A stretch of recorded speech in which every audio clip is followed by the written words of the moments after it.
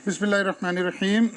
Class के आगाज़ में मैं ज़रा इंट्रोड्यूस करवा दूँ फैज़ान को। फैज़ान मेरा बड़ा पुराना स्टूडेंट है और PRC से इसने मुझे ज्वाइन किया माशाल्लाह, और आजकल ये मेरे पास टैक्स के लिए TA के तौर पे भी काम कर रहे हैं, और मेरा ख्याल है कैफ 7 पढ़ रहे हैं आजकल आप।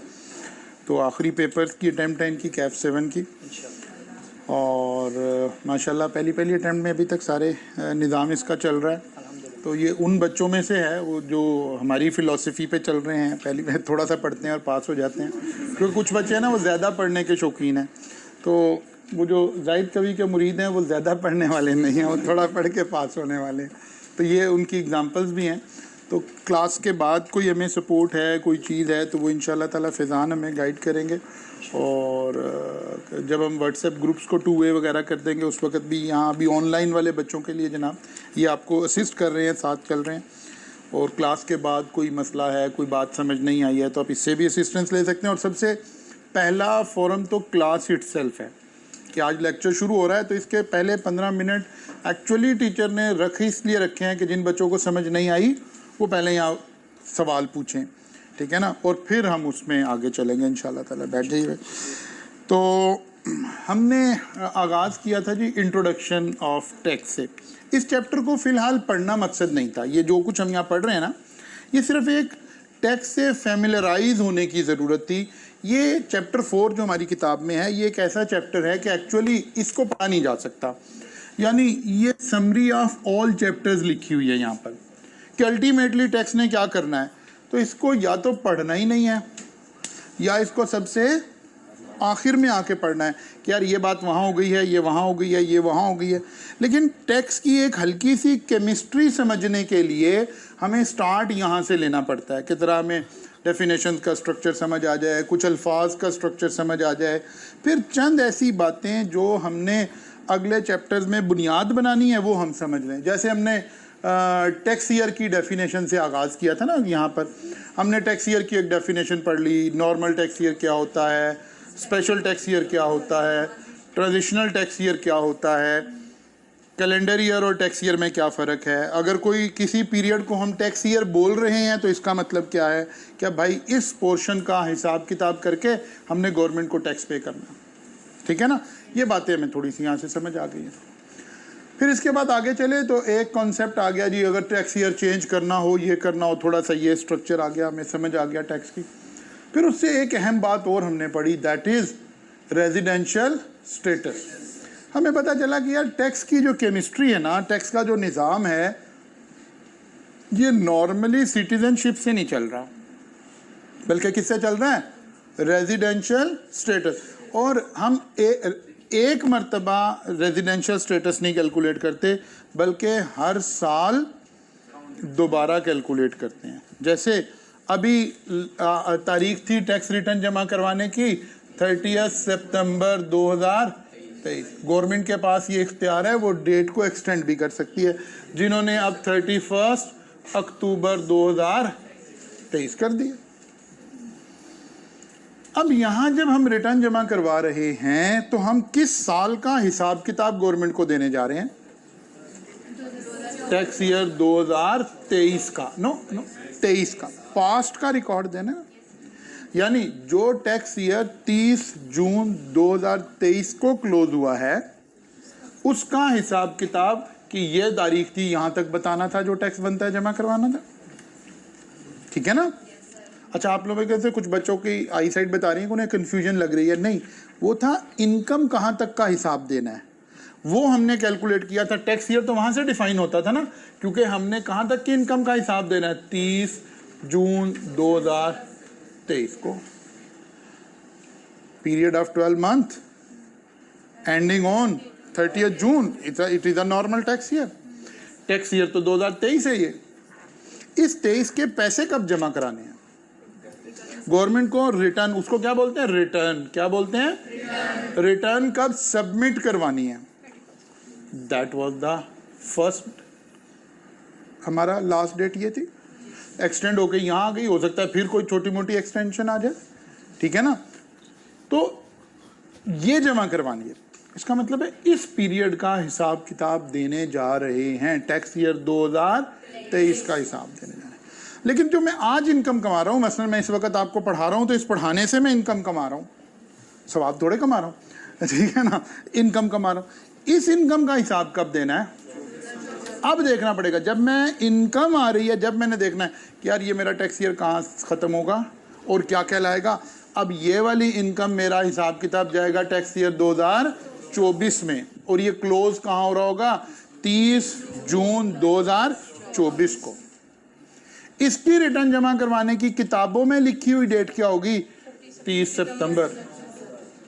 फिर उसमें गवर्नमेंट एक्सटेंशन भी कर सकती है, डराती भी रहती है। आपने देखा अभी पीछे रोज़ क्लैरिफिकेशन आ रही थी, भाई हमने रिटर्न की डेट नहीं जमा एक्सटेंड करनी, ये हो जाएगा वो हो जाएगा, हमने बैंक खोल दिए हैं, पैसे जमा करा दे। लेकिन फिर रात को जनाब 30 दिन की एक्सटेंशन भी दे दी उन्होंने। तो दो अलग अलग बातें हैं, ठीक है ना। ये हम सारा कुछ पढ़ रहे होंगे आगे चल के कि कहाँ लिखा हुआ है कि जनाब ये डेट आएगी, वहीं लिखा होगा कि यार ये इख्तियार भी है कि एक्सटेंशन भी दे सकते हैं। जी जी, उन सबका भी पढ़ेंगे कि उनकी कहाँ कहाँ जमा होनी है, ठीक है ना। आगे चलेंगे जब उस रेलिवेंट सेक्शन में पहुंचेंगे, वहाँ सबकी डेट आएगी कि किसने कब रिटर्न जमा करवानी है। तो हम यहाँ से ये केमिस्ट्री समझना चाह रहे थे सिर्फ। फिर पता चला कि यार अच्छा, अब 2023 की रिटर्न जमा होनी है मिस्टर एक्स की।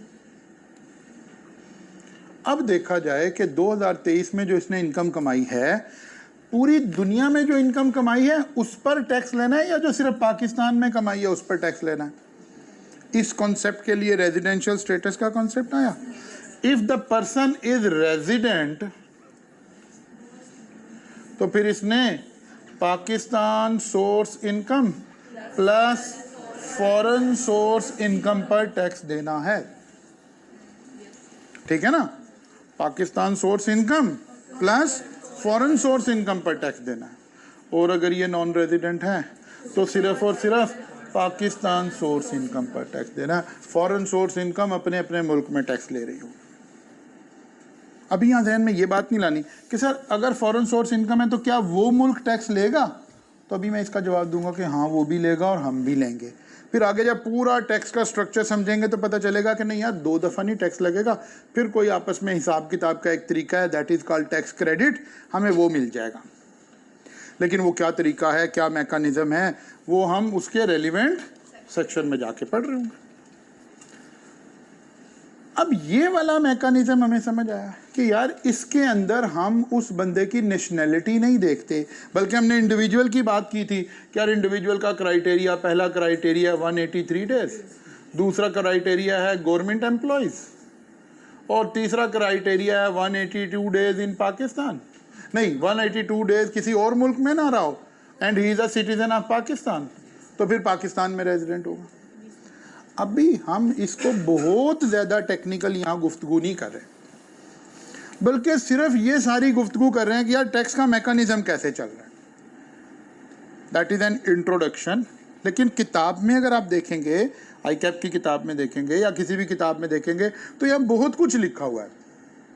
लेकिन अगर उस बहुत कुछ को हम यहाँ पढ़ेंगे तो हमारे पास तो तफसील ही नहीं है। तो ये तो वापसी पर आते हुए इसमें से गुजरेंगे, लेकिन जब वापसी पे गुजरेंगे तो ये कहते हुए गुजर रहे होंगे ये सब कुछ अब हम पढ़ चुके हैं। आप भी कहेंगे हाँ सर ये तो सब कुछ पढ़ा है, क्योंकि एक्चुअली तो असल चीज़, असल तफसील कहाँ आनी है जाकर, जब हमने हेड्स ऑफ इनकम सेक्शन 11 में आपने देखा था कि there are 5 heads of income, तो एक्चुअली तो हमें वहाँ जाना है। लेकिन वहाँ जाने से पहले हम इतना सा स्ट्रक्चर समझ कर आए हैं कि यार जो हमने इनकम का हिसाब करना है वो किसी एक ख़ास पीरियड का हो रहा है, और उस पीरियड को टैक्स ईयर बोल रहे हैं। और ये पीरियड 3 तरह के हैं, normal tax year, special tax year and transitional tax year. फिर हमने कहा यार भाई मैं पाकिस्तान में भी होता हूँ, इंग्लैंड में भी होता हूँ, इधर भी होता हूँ, तो मेरी सारी इनकम पे टैक्स देना है कि नहीं देना। तो हमने कहा नहीं यार, एक there is a concept of residential status, उसके मुताबिक चलना है। और हमने अभी सिर्फ एक इंडिविजुअल के रेजिडेंशियल स्टेटस से इस कॉन्सेप्ट को ले लिया है, बाकी अभी हम और कोई डिटेल नहीं ले रहे। जब आगे चलेंगे तो वहाँ से हमने डिटेल लेनी है। अब एक छोटा सा और कॉन्सेप्ट यहाँ से लेकर हम इस चैप्टर को खैराबाद कहने लगे हैं, फिर वापसी पर आखिर में सबसे इसको लेंगे। वो छोटा सा कॉन्सेप्ट है कि सर टैक्स कैसे बने, किस बंदे ने कितना टैक्स देना है ये कैसे पता चलेगा? अभी हम यहाँ न्यूमेरिक सॉल्व नहीं कर रहे हैं किसके, रेजिडेंट के, ये पूछें ये बंदा रेजिडेंट है कि नहीं है तो फुला है तो नहीं, अभी नहीं कर रहे। बल्कि एक छोटा सा कॉन्सेप्ट यहाँ से हम और लेने लगे हैं, ये था ना हेड्स ऑफ इनकम, इसको पढ़ना है।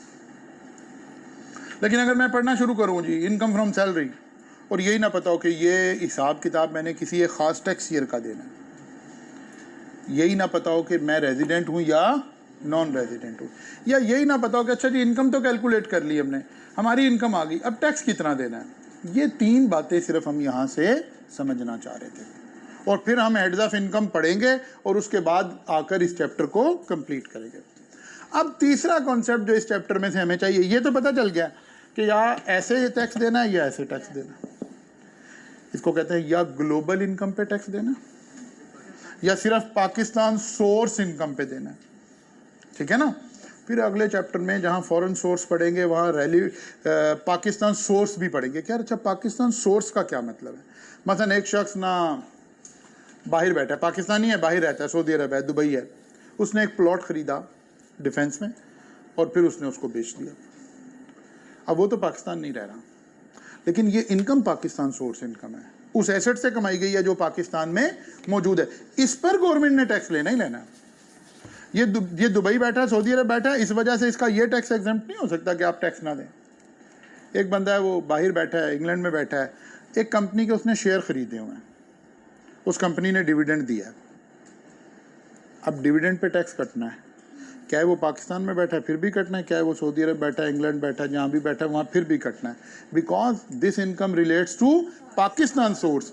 जो इनकम पाकिस्तान से कमाई गई है उस पर तो आपने टैक्स देना ही देना। इवन एक पाकिस्तानी नहीं है, कोई यूके का बंदा है, उसने पाकिस्तानी कंपनीज में इन्वेस्टमेंट की है, फॉरेन इन्वेस्टमेंट आती है ना पाकिस्तान में, उसने शेयर खरीद लिए हैं एमसीबी बैंक के, या उसने कोई प्लॉट खरीद लिया है, या उसने यहाँ कोई एक प्लाजा बनाया हुआ है जिसको रेंट पे दिया हुआ है, या एक एयरलाइन है, एमिरेट्स एयरलाइन है, वो पाकिस्तान लाहौर एयरपोर्ट से फ्लाई करती है, यूएई जाती है, इन पैसेंजर से जो पैसे लिए गए हैं ये तो पाकिस्तान सोर्स इनकम है, ये तो पाकिस्तान के एयरपोर्ट पर ये पैसे लिए गए, पैसे फिजिकली यहाँ नहीं लिए गए, पैसे क्या है ऑनलाइन बनाए, उस पैसेंजर से लिए गए हैं जो पाकिस्तानी एयरपोर्ट से बैठ रहा था। ये सारी एग्जांपल्स किसकी हैं? पाकिस्तान सोर्स इनकम की। इस पर हर बंदे ने टैक्स देना है, क्या है वो रेजिडेंट है, क्या है वो नेशनल है, क्या है वो नेशनल नहीं है, क्या है वो फॉरेनर है, हर बंदे ने पाकिस्तान सोर्स इनकम पे टैक्स देना है। लेकिन एक चाइनीज है, वो किसी सीपैक के सिलसिले में पाकिस्तान आया हुआ है और 183 डेज से ज्यादा पाकिस्तान में रुक गया हुआ है। अब उसने चाइना में एक घर था उसका, वो उसने किराए पे दिया हुआ है। ये कॉन्सेप्ट कहता है उसने उस घर की इनकम का भी अब पाकिस्तान में टैक्स देना है, बिकॉज वो 183 डेज पाकिस्तान में रह चुका है। जैसे ही कोई बंदा रेजिडेंट हो गया उसने ग्लोबल इनकम पे पाकिस्तान में टैक्स देना। ये बेसिक केमिस्ट्री समझ रहे हैं हम कि टैक्स का निज़ाम चलेगा कैसे। फिलहाल इस निज़ाम की तफसील में नहीं गए, ठीक है ना, एक ओवरव्यू हमें रिक्वायर्ड था जो हमने यहाँ से कंप्लीट कर लिया। अब आ गया जनाब इनकम कैलकुलेट हो गई, टैक्स कितना देना है। टैक्स की कैलकुलेशन के लिए इनकम टैक्स लॉ क्या करता है, लोगों को दो हिस्सों में बांट लेता है। अच्छा यहीं वो थोड़ा सा एक तीसरा कॉन्सेप्ट हमारा पेंडिंग था, वो भी ज़रा आ जाएगा। हमने एक स्लाइड में पढ़ा था कि यार टैक्स का मैकेनिज्म क्या है। हमने कहा there are sections, then there are schedules, then there are rules. Rule हमें रूल 14 की नज़र में यहाँ नज़र आया था कि जी जिस दिन आ रहा है वो दिन काउंट करना है कि नहीं करना, जिस दिन जा रहा है वो दिन काउंट करना है कि नहीं करना। एक बंदा आकर यहाँ बीमार हो गया है तो क्या ये डे काउंट करना है कि नहीं करना। एक बंदा आया यहाँ किसी वजह से, धरनों की वजह से, स्ट्राइक की वजह से फंस गया है, क्या ये डे काउंट करना। ये कहाँ लिखी हुई थी सारी बातें? रूल्स में लिखी हुई। प्रोसीजरल बातें कहाँ लिखी होती हैं? रूल्स में। अगर हमें कोई बात कंसोलिडेटेड, एक तरह की गुफ्तगू थोड़ी तफसील में कहीं करनी पड़ जाए तो उसकी अप्रोप्रिएट जगह शेड्यूल है। अब जैसे हम बात करें टैक्स देना है, टैक्स देना है, टैक्स देना है, टैक्स देना है, भाई कितना टैक्स देना है? तो कहा कोई बात नहीं है, इनकम टैक्स में एक फर्स्ट शेड्यूल बनाते हैं जहां हर बंदे ने कब कितना टैक्स देना है, टैक्स के रेट्स यहां इकट्ठे कर देंगे सारे, ठीक है ना। तो फर्स्ट शेड्यूल क्या बताता है, टैक्स रेट्स बताता है। अच्छा, क्या सबसे ही टैक्स लेना है आंखें बंद करके बिल्कुल एक तरह से, या किसी को एग्जाम्प्ट भी कर देना है? कहना है यार नहीं, कुछ लोगों को एग्जाम्प्ट कर देना है, कुछ से टैक्स लेना ही नहीं है, कुछ से लेना तो है लेकिन ज़रा कम रेट लगाना है, कुछ से टैक्स बाकी लेना है लेकिन कोई एक ख़ास उसको एग्जेम्पशन दे देनी है। वो कहते हैं इस तरह की सारी बातें हम शेड्यूल 2 में कर लिया करेंगे। फिर वो कहता है यार देखो, जब बिजनेस इनकम आएगी ना तो ये अकाउंटेंट हजरात पढ़ कर आए हुए हैं कि जनाब डेप्रीसिएशन भी होती है, फलां भी होता है, तो या तो टैक्स वाला वो सारे उसूल मान लेता। टैक्स वाले ने कहा नहीं यार, मेरा मिजाज ये नहीं है जैसे अकाउंटेंट लोग करते हैं, हम डेप्रीसिएशन देंगे लेकिन ज़रा अपने तरीके से देंगे। तो डेप्रीसिएशन की सारी इकट्ठी बातें कहाँ कर देंगे, थर्ड शेड्यूल में कर देंगे। ऐसे हमें ये मैकेनिज्म समझ आ गया कि यार कुछ सेक्शंस हैं, कुछ शेड्यूल हैं और कुछ रूल्स हैं, इन सारों से मिलकर हमारा टैक्सेशन का निज़ाम आगे चल रहा होगा, जिसकी एक झलक हमें यहाँ फर्स्ट शेड्यूल लिखा हुआ नजर आ रहा है। फर्स्ट शेड्यूल किससे रिलेट करता है, टैक्स के रेट से रिलेटेड। फर्स्ट शेड्यूल ना बहुत सारी बातें करेगा लेकिन लोगों को दो हिस्सों में बांट देता है। एक वो कहता है यार इंडिविजुअल एंड एओपी। अभी हम अपने सिलेबस के हिसाब से करें, वैसे तो 3 हिस्सों में बांटता है, चलो हम तीनों ही लिख देते हैं। वो कहते हैं हमने 3 तरह के लोगों से टैक्स लेना है, एक इंडिविजुअल एंड एओपी से टैक्स लेना है, एक बंदा है जो सैलरीड पर्सन है उससे टैक्स लेना है, और एक कंपनी से टैक्स लेना है, ठीक है। ऐसा इंडिविजुअल जो सैलरीड ना कहलाए लॉ की नज़र में, वो इंडिविजुअल और एसोसिएशन ऑफ पर्सन यानी पार्टनरशिप, इसकी टैक्सेशन एक तरह से होती है। सैलरीड बंदे की टैक्सेशन एक तरह से होती है। कंपनी फिलहाल हमारे सिलेबस में नहीं है इसलिए हम इसको डिस्कस नहीं कर रहे, लेकिन कंपनी की सेपरेट टैक्सेशन के उसूल हैं जो इस कैफ 2 के लेवल पे आप नहीं पढ़ते, फाइनल में जाके पढ़ते हैं इसको, ठीक है ना। अब पहली ये गुफ्तगू आ रही है, ये लिखा हुआ है division 1, rate of tax for individual and association of person, individual and association of person. वो कहते हैं यार अगर कोई इंडिविजुअल 6 लाख तक साल में इनकम कमाए, सैलरी से, कारोबार से, जहां से मर्जी, साल का 6 लाख को अगर हम एवरेज आउट करना चाहें तो मंथली 50,000 रुपया, वो कहता है यार इस बंदे से टैक्स नहीं लेना, इसकी सारी इनकम एग्जेम्प्ट है, इसका टैक्स का रेट क्या है 0%।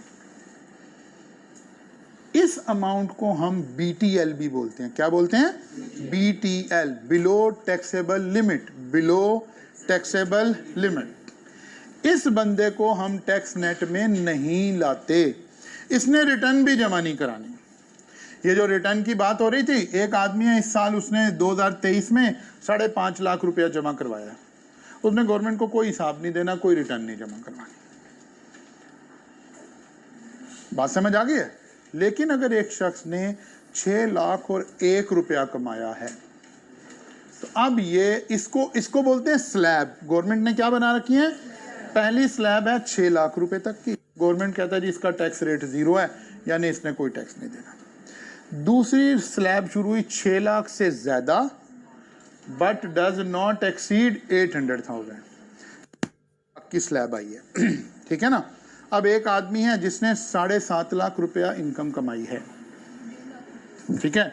गवर्नमेंट कहती है कि भाई उसने क्या करना है, ऊपर वाली 5% टैक्स देना है, लेकिन किस पर, अमाउंट एक्सीडिंग 600,000। 6 लाख से ऊपर जो उसने 1.5 लाख रुपया कमाया है, इसका 5% उसने टैक्स देना है, ठीक है। फिर आ गई तीसरी स्लैब,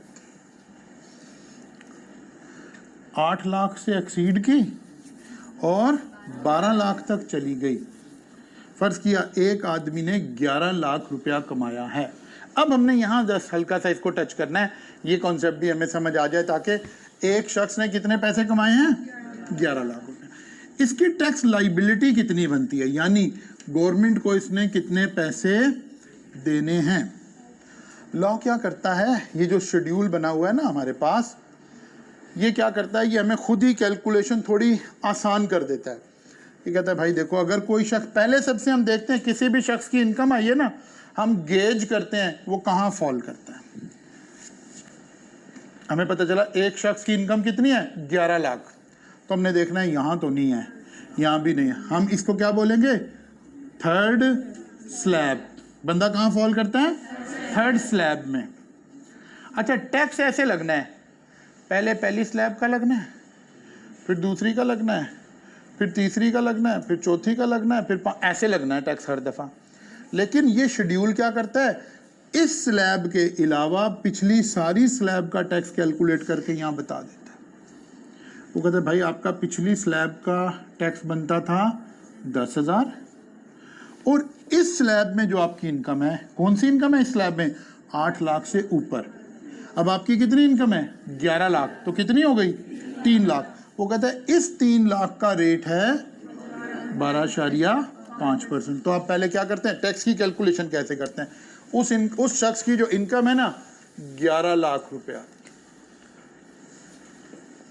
ठीक है, इसमें से माइनस की पिछली स्लैब की मैक्सिमम लिमिट 8 लाख रुपया,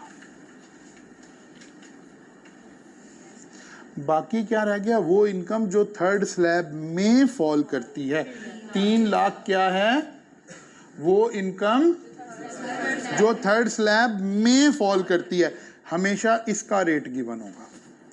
इसके ऊपर आपने स्लैब से देखकर रेट लगाया, क्या आंसर आ गया जी, 37,000, और इसमें बेस टैक्स सबमिट ऐड कर दिया तो वो 47,500 इसका टोटल टैक्स बना। हमें कहीं से शक पड़ा, सर ये 10,000 कहाँ से आया है। जरा पिछली स्लैब में जाएं, कितनी इनकम थी वहां पर, 2 लाख, 2 लाख का 5%।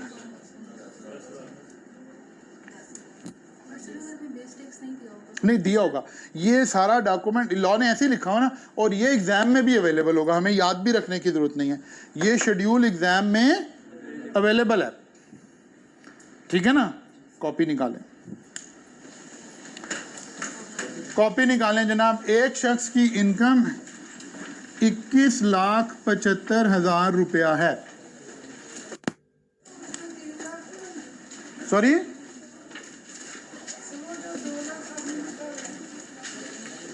2 लाख तो पिछली स्लैब की थी ना, सेकंड स्लैब की इनकम। 3 कैसे बना, 6 से 8 कितने हुए,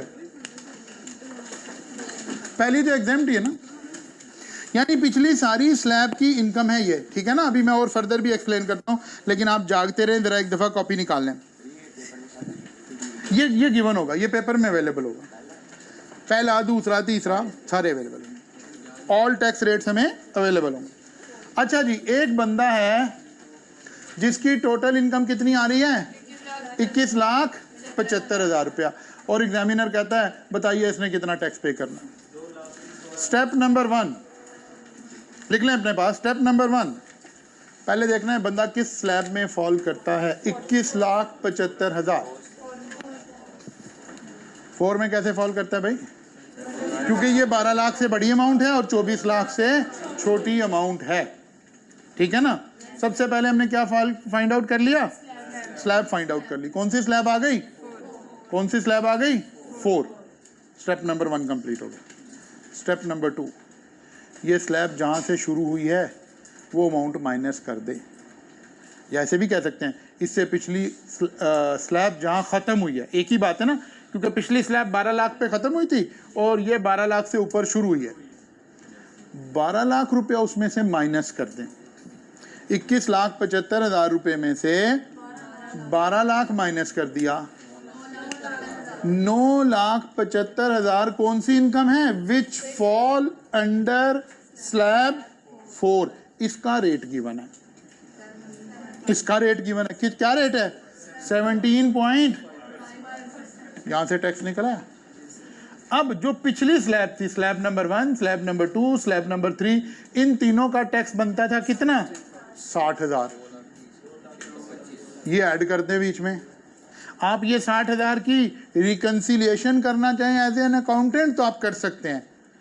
10,000 ये बना था और इस स्लैब का 12.5% के हिसाब से देखें 50,000 ये बना है, तो टोटल पिछली स्लैब में से कितना आ गया? 60,000 आ गया। यानी पिछली सारी स्लैब का रेट एग्जामिनर ने खुद ही निकाल के दिया हुआ है टैक्स हमें। हमने सिर्फ क्या करना होता है? स्लैब आइडेंटिफाई करनी होती है और उस स्लैब में फॉल करने वाली इनकम आइडेंटिफाई करनी होती है। बात समझ आ गई कि नहीं आई? कितना टैक्स बन गया जी? 2,06,25 रुपये जमा करा दें जी फिर। ओके, टैक्स तो जमा कराना ही चाहिए हैं। वो कहता है सर अभी 1 महीना ठहर जाते हैं। चलो जी ठीक हो गए। एक शख्स की इनकम 45,20,723 रुपये। एक शख्स की इनकम 45,20,723 है। बताइए इसका कितना टैक्स बनता है? सबसे पहला step number 1, slab find out करनी है। 45 लाख, 40 लाख से ज़्यादा और 60 लाख से कम। सबसे पहले क्या आइडेंटिफाई करना है? स्लैब। स्टेप नंबर 2, ये स्लैब कहाँ से शुरू हो रही है? माइनस कर देना है। रिमेनिंग आंसर क्या आया? Amount falling under this slab. ये बात समझ आ रही कि नहीं आ रही? भाई बोलते नहीं है आप लोग। समझ आ रही है? बाकी क्या बचा? 5 लाख। इसका टैक्स रेट क्या है? 32.5%। इसके ऊपर 32.5% लगाया और इसमें इसको क्या बोलते हैं? Base tax. और उसमें base tax mean all previous slab में से जो हम गुजर के आए हैं उसका टैक्स। तो आज के बाद अगर किसी बंदे की इनकम पता चल जाए तो आप उसका टैक्स कैलकुलेट कर सकते हैं। बात क्लियर हो गई? और फिर आखिरी स्लैब आती है, वो कहता है भाई वो लोग जो 60 लाख से ऊपर कमा रहे हैं अब इन्फिनिटी तक, ठीक है ना, उन्होंने कितना टैक्स पे करना है? तो tax rate was as low as 0 and maximum 35%। ठीक है ना? ग्रेजुअली टैक्स लगना शुरू हुआ। पहले 0% पे लगा। गवर्नमेंट कहती 6 लाख कमाने हैं तो कमा लो, कोई मसला नहीं है। बात समझ आ रही है ना? 6 लाख कमाने हैं तो कमा लो, कोई मसला नहीं है। अच्छा, ये जब हमने स्लैब रेट बनाए हैं ना, इसे बड़ा साइंटिफिकली बड़े अच्छे तरीके से डिज़ाइन कर रखा है, लेकिन यही काम अनफॉर्चुनेटली वापडा ने नहीं किया, या वापडा ने पहले कर रखा था, फिर गवर्नमेंट जो है इस लालच में आ गई कि नहीं यार अगले से पैसे ही निकालने हैं। तो आपने अक्सर वो सोशल मीडिया पे कुछ बड़ा मुज़िका खेज सी बातें देखी होंगी कि जी एक बंदे का जनाब पहले इतने यूनिट का इतना बिल है और एक बंदे का 1 यूनिट ज़्यादा है और बिल में एकदम इतना बड़ा फ़र्क है। वाई? क्योंकि वो स्लैब वाइज नहीं लगा रहे। जब आप स्लैब, यहाँ भी अगर टैक्स ऐसे गवर्नमेंट लगा देती कि अगर यहाँ फॉल करते हैं तो सारा 5%, यहाँ फॉल करते हैं तो सारा 12.5%, नहीं ऐसे नहीं है। पहले पिछला स्लैब में से मेरा जो पहले 2 लाख है, क्या है मैं 10 करोड़ रुपया कमाऊँ, मेरे पहले 2 लाख पर गवर्नमेंट मेरे से 5% ही मांग रही है। एक शख्स ने 10 करोड़ रुपया कमाया है, उसके पहले 6 लाख रुपए एग्जेम्प्ट हैं, सबके एग्जेम्प्ट हैं, उस बड़े आदमी के भी एग्जेम्प्ट हैं, जिससे वो मुज़िका खेज बातें क्रिएट नहीं हो रही हैं। बात समझ आ रही है? क्योंकि अगर एकदम से अगली स्लैब का पूरा रेट लगा देते, फिर वही होता कि यार इनकम 1 रुपया कमाई है, लोग हाथ जोड़ रहे होते कि सर ये 1 रुपया मुझे ना दें, मैं मर जाऊंगा टैक्स में, ये आप ही रख लें। वैसे हमारा एज ए टैक्स कंसल्टेंट ज़्यादा भला होता है इस बात में कि टैक्स प्लानिंग और इम्पोर्टेंट हो जाती कि यार कितनी इनकम लें भाई, ये वो तरक्की लगा रहे हैं, उन्होंने कहा सर नहीं नहीं मेरी आपने इंक्रीमेंट नहीं लगानी, अल्लाह का वास्ता है, और लगानी है तो कोई बाइज्जत तरीके की अच्छी इंक्रीमेंट लगाएं। ये जो आप 10 रुपये 1000 2000 बढ़ाने लगे हैं ना, मैं तो मर जाऊंगा उधर। बिजली के बिलों में हमारे साथ यही हो रहा है, ये जो सारा तमाशा बना हुआ ना, और गवर्नमेंट का हमें समझ नहीं आ रही जी ये क्या हो गया। वो बड़ी आसान बात है भाई, आप ये स्लैब फॉलो करें, कभी भी ऐसा नहीं होगा। जिसने पहले 100 यूनिट इस्तेमाल किया उसका एक रेट है, अगर मैं 10,000 यूनिट भी इस्तेमाल कर रहा हूँ तो जो मेरे पहले 100 यूनिट थे उसका रेट सेम होना चाहिए था। लेकिन गवर्नमेंट ने इसको छेड़ा है, बिजली के बिलों में भी छेड़ा हुआ है, गैस के बिलों में भी छेड़ा हुआ है। अब वहाँ इस तरह के मुज़िका खेज बातें हो रही है, लेकिन यहाँ ऐसा नहीं है। एक शख्स 10 अरब रुपया भी कमाए तो उसके पहले 6 लाख एग्जाम्प्ट हैं, अगले वाले 2 लाख पे 5% रेट है, उससे अगले वाले पे 12.5% है, उससे अगले पर ये है, हत्ता कि मैक्सिमम रेट उसका कहाँ चला गया। क्लियर हो गई बात। ये कौन है? इंडिविजुअल और एओपी। ठीक हो गई बात। लेकिन वो कहता है यार अगर कोई बंदा बेचारा जॉब कर रहा है, शाहिद अनवर के बकौल गुलाम है, ठीक है ना तो अगर कोई वो वाला बंदा है जो जॉब कर रहा है तो गवर्नमेंट कहती है नहीं नहीं, जॉब वाला तो बेचारा है, इसको ज़रा थोड़ा सा लीनियंट होके देखते हैं। लेकिन वो देखते क्या थे, इसको भी थोड़ा टाइट किया हुआ इस सेशन में। लेकिन बहरहाल अगर कोई बंदा गवर्नमेंट की किताबों में सैलरीड इंडिविजुअल है, यहाँ फॉल कर गया।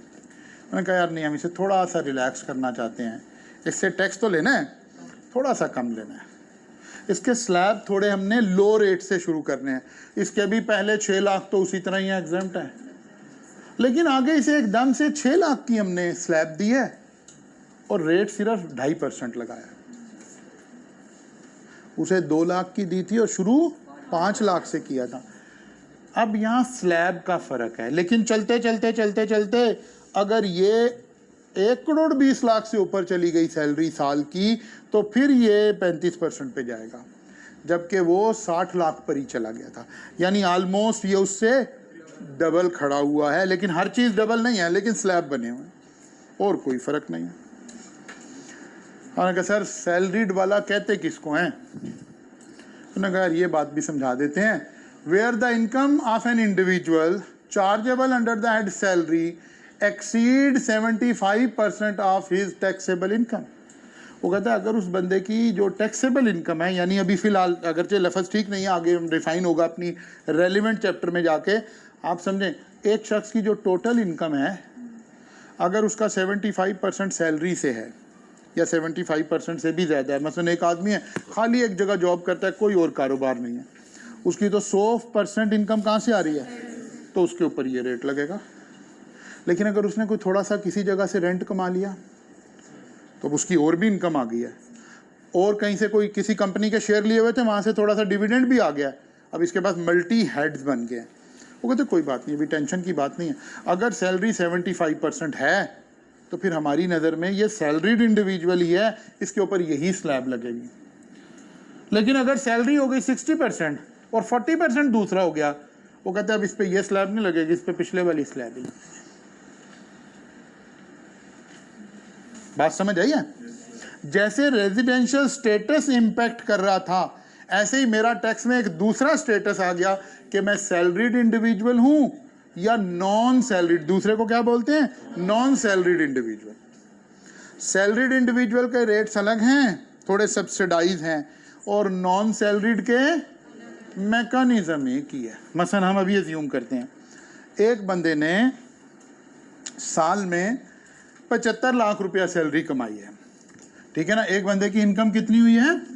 75 लाख, 7.5 मिलियन। 7.5 मिलियन सैलरी है, और साथ ही एग्जामिनर ने बताया कि 100% इनकम सैलरी से ही है। बताइए इसका टैक्स कितना बनता है? अब ये जो बताने का अमल है ये सेम ही है। स्टेप नंबर 1 कहाँ फॉल करता है? तो कहाँ फॉल करता है जी? 60 लाख से ज़्यादा और 1 करोड़ 20 लाख, 1 करोड़ 20 लाख से कम, 6 स्लैब में फॉल करता है। 6 स्लैब कहाँ से शुरू होती है? 6 मिलियन से। तो पहले इसमें से 6 मिलियन माइनस कर देते हैं। 15 लाख रुपए की इनकम है जो कहाँ फॉल करती है? स्लैब नंबर, इसका रेट क्या है? 32.5%। कितना इनकम आ गया? 4,87,000 बेस टैक्स कितना है, यानी पिछली 5 स्लैब से गुजरने का टैक्स कितना है, 10,05,000, 14,92,500 रुपये का सिक्का राइजुल वक्त अदा करना है इसमें। ठीक होगी बात। तो टैक्स कैलकुलेट एक तरह ही होना है। फिलहाल हम यहाँ से इतना ही लर्न करना चाहते हैं। पूरे चैप्टर नंबर 4 में से हम ये 3-4 बातें लर्न करना चाहते थे। समझ आ गई बात। सबसे पहले कुछ अल्फाज के मीनिंग हमने सीखे हैं इस चैप्टर में कि भाई मीन्स अगर किसी डेफिनेशन में आ जाए तो क्या होगा, इंक्लूड्स आ जाए तो क्या होगा, मीन्स एंड इंक्लूड आ जाए तो क्या होगा, अगर कहीं नॉट विद स्टैंडिंग आ जाए तो क्या होगा, सब्जेक्ट टू आ जाए तो क्या होगा, एक तो ये शैल और में आए को होगा। ये सारी बातें हमें समझ आ गई। इसका फ़ायदा क्या होगा,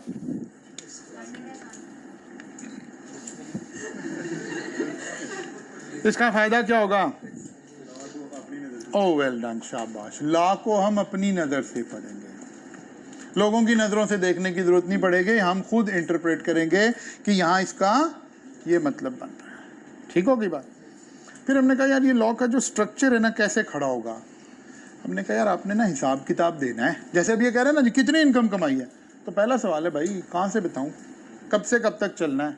तो फ़ौरन एक कॉन्सेप्ट आ गया टैक्स ईयर का कि नहीं यार ये सारी गुफ्तगू रेलिवेंट टू पर्टिकुलर पीरियड हो रही है किसी।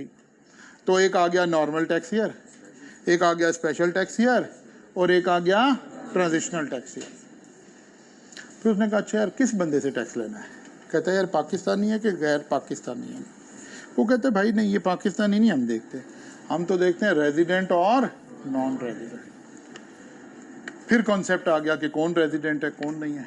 हमने इंडिविजुअल की गुफ्तगू से ये कॉन्सेप्ट सीख लिया। हालांकि वहाँ भी 2 बातें और लिखी हुई हैं कि कंपनी रेजिडेंट कब होगी, एओपी रेजिडेंट कब होगी, लेकिन अभी नहीं हमने पढ़ा क्योंकि हम यहाँ टाइम नहीं लगाना चाहते। बात समझ आ रही है। फिर हमने मैकेनिज्म समझ लिया रेजिडेंट एंड नॉन रेजिडेंट का। ओके जी चलते हैं जी आगे चलते हैं। फिर हमने कहा जी टैक्स कैलकुलेट कैसे होगा। तो पता चला कैलकुलेशन के एतबार से लोग 2 हिस्सों में बटे हुए हैं, salaried individual, non salaried individual. Non salaried individual में एओपी भी शामिल है, कंपनी। लेकिन हम इसलिए सुकून से हैं कि यार हमारे सिलेबस में नहीं है अभी फ़िलहाल कंपनी को डिस्कस करने की ज़रूरत। यहाँ हो गई कहानी खत्म। इस चैप्टर को हमने टाटा बाय बाय किया क्योंकि इसमें बाकी चीज़ें हम पढ़ेंगे तो हम इशारों में पढ़ रहे होंगे, हमें मज़ा ही नहीं आएगा। अप्रोप्रिएट जगह पर चीज़ को ले जाकर पढ़ रहे होंगे। और हम यहाँ से एक सेक्शन था दैट वाज सेक्शन 11 जहाँ क्या लिखा हुआ था, हेड्स ऑफ इनकम। असल में यहाँ से हमने स्टार्ट लेना है, ठीक है ना। यहाँ से हमने आगाज़ करना है कि हेड्स ऑफ इनकम कितने हैं, 5। कौन कौन से। हमने कहा जनाब सैलरीड इंडिविजुअल है, नॉन सैलरीड है, sorry income from salary, income from property, income from business, income from capital gain और income from other sources. Income from other sources का क्या मतलब है। इनकम फ्रॉम अदर सोर्सेज का एक नाम और रखा था,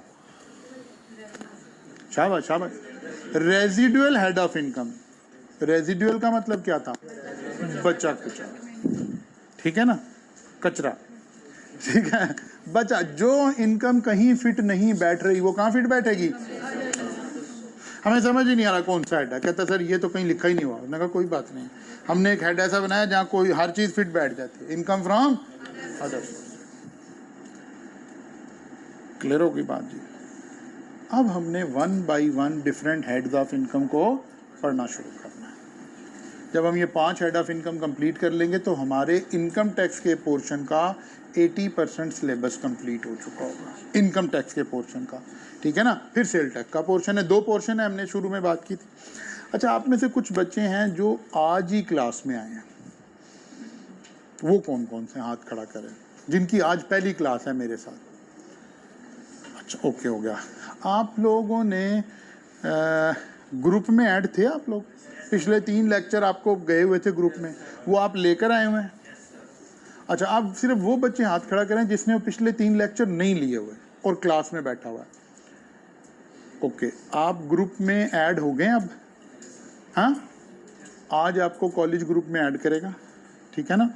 और उसके बाद कॉलेज दोबारा वहाँ लेक्चर पोस्ट करेगा ना, उसमें से अभी प्रायोरिटी बनाने के एतबार से पहले लेक्चर को छोड़ दीजिएगा, वो तो इंट्रोडक्शन था, मैं कौन हूँ, हमने कैसे चलना है, इस तरह की बात है, ठीक है ना? तो वो छोड़ दे। हमारे टोटल 4 लेक्चर हुए थे जी, 3 लेक्चर वहाँ पड़े हुए हैं। अब वो जो लेक्चर है ना, वो आपने एक दफ़ा गो थ्रू करने हैं और अर्लीस्ट उसमें से गो थ्रू करना है।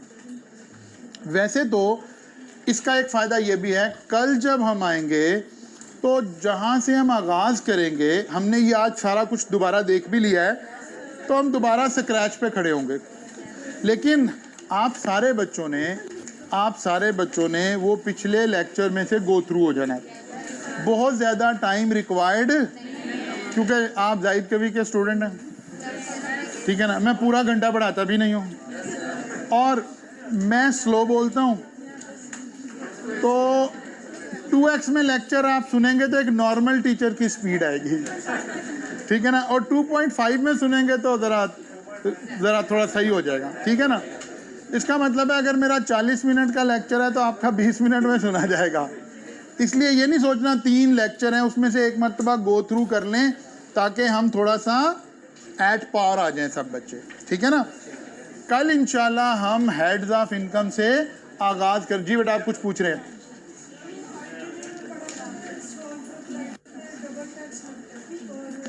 ये कहाँ पढ़ा था?